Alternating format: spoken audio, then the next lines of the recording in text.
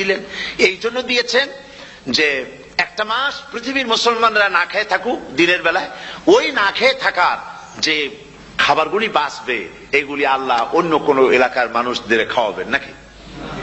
এই জন্য করেছেন রোজা, এই জন্য করেন নাই। রোজার ফজিলত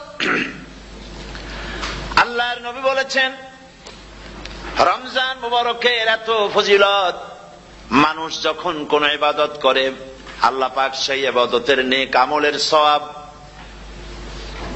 10 থেকে শুরু করে 700 পর্যন্ত বাড়ায় দেন। 10 থেকে শুরু করে 700 বাড়ায় দেন, ইল্লা সাওম, রোজা ছাড়া। নবীজি বলেছেন, রমজান মুবারকে কেউ যদি একটি নফল কাজ আদায় করে, একটি নফল ইবাদত করে, অন্য মাসের একটি ফরজ আদায় করার সওয়াব আল্লাহ পাক নামায়ে আমলে দিয়ে দিবেন।